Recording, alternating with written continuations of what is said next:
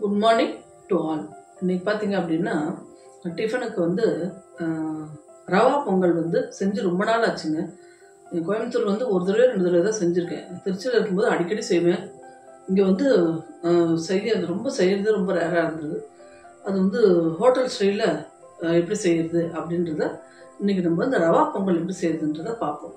இதுக்கு தேவையான இன்க்ரீடியன்ஸ் என்ன அப்படின்னா ரொம்ப சிம்பிளுங்க. பிகினர்ஸ் கூட செஞ்சிடலாம், ஒரு 10 நிமிஷம்.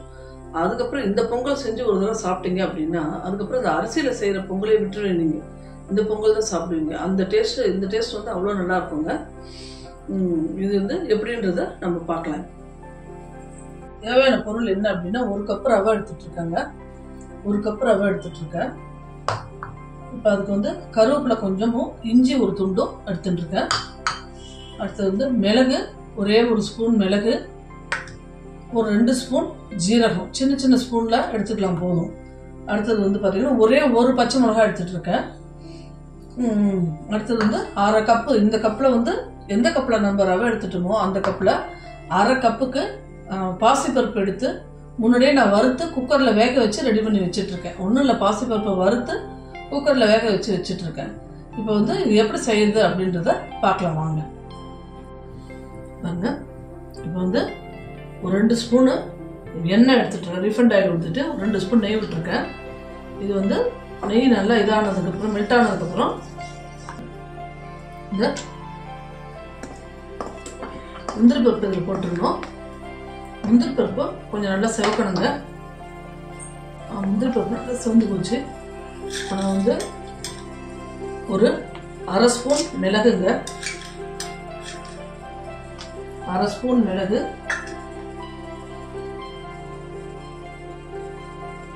ஒரு 1/2 ஸ்பூன் ஜீரகம். 1 ஸ்பூன் கூட போட்டுக்கலாம், உடம்புக்கு நல்லது தான். இந்த ஜீரகம் மிளகு எல்லாம் படப்படன்னு வெடிச்சு இதாகிடுச்சு. இதான ஒன்று ஒரே ஒரு பச்சை மிளகாய், இஞ்சி அதையும் இங்கே போட்டுக்கணும். போட்டுட்டு அதையும் நல்லா வச்சுக்கிற கிளறினாங்க.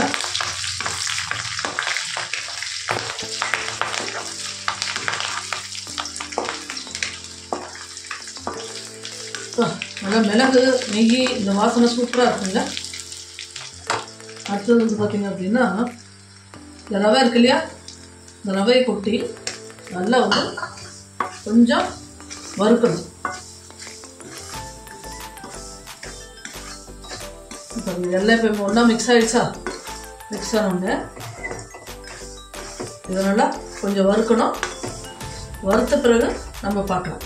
இப்போங்க இந்த ரவை நல்லா இந்த பதத்துக்கு நல்லா செவந்து போச்சு. செவந்ததுக்கப்புறம் நம்ம என்ன செய்யணும் அப்படின்னா இந்த இது இருக்கு இல்லையா, வெந்நீர் வந்து 1 டம்ளர் ரவைக்கு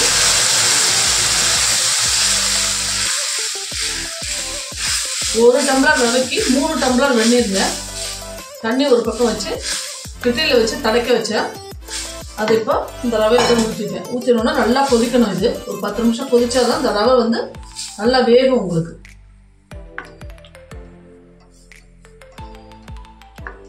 சரிங்களா? அந்த ரவை வந்து நல்லா வேகட்டும். வந்த பிறகு நான் உங்களுக்கு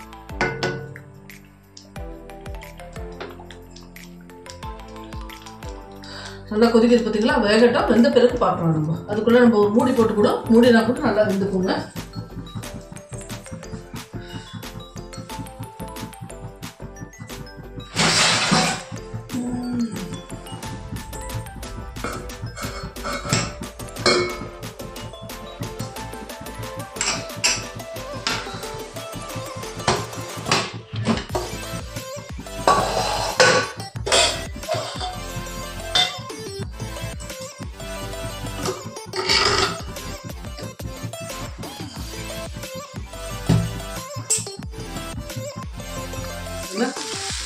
இந்த கன்சிஸ்டன்சி ரவை நல்லா வெந்து போச்சு.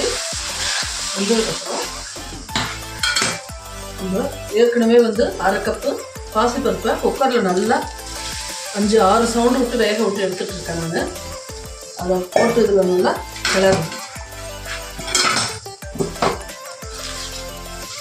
ஸ்லிம்லே வச்சுக்கணுங்க.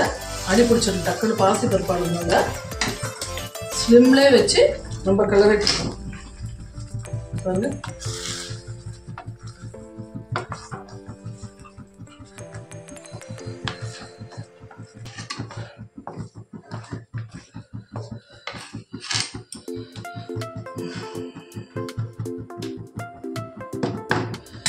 பொங்கல் சூப்பராக ரெடி ஆயிடுச்சுங்க.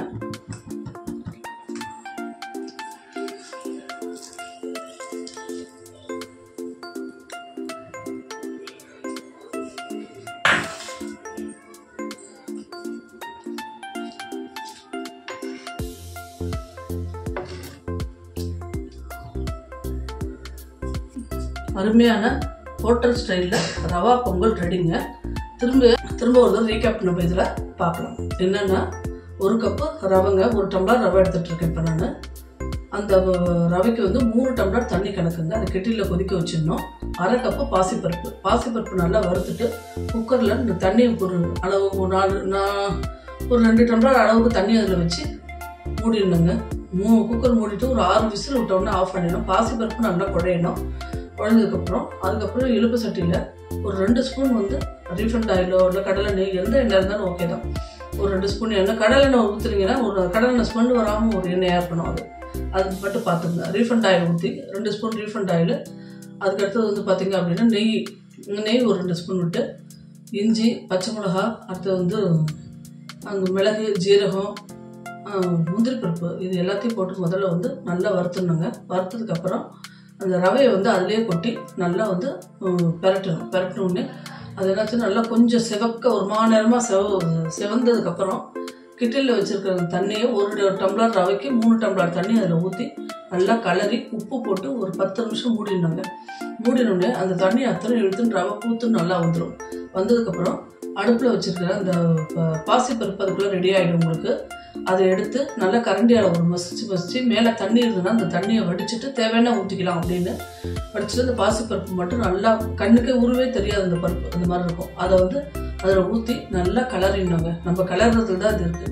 4 பக்கமும் கிளறிட்டு திரும்பவும் வந்து கடைசியில் வந்து ஒரு 2 ஸ்பூன் நெய், பெருங்காயம், கருவேப்பிலை இதை வந்து நெய்யில் வந்து தாளித்து அதில் கொட்டிடணுங்க. அருமையான ரவா பொங்கல் ஒரு தடவை ட்ரை பண்ணி பாருங்கள் எல்லோரும். சூப்பராக இருக்கும். இதுக்கு தொட்டுக்க காம்பினேஷன் பார்த்திங்கன்னா தேங்காய் சட்னி ரொம்ப அருமையாக இருக்கும்.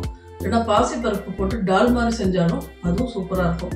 எதுவுமே வேண்டாம் ஊறுகாய் போதும்னாலும் சூப்பர். நம்ம நெல்லிக்காய் ஊறுகாய் அவ்வளோ டேஸ்ட்டாக இருக்கும் இதுக்கு. அப்புறம் வந்து மிளகாய் தூக்கும் நல்லாயிருக்கும் இதுக்கு. எது வேணாலும் இது பொங்கலுக்கு தொட்டு நம்ம சாப்பிடலாம்.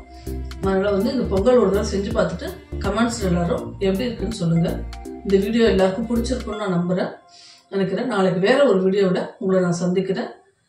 நன்றி, வணக்கம், பாய். லைக் பண்ணுங்கள், ஷேர் பண்ணுங்கள், சப்ஸ்கிரைப் பண்ணுங்கள்.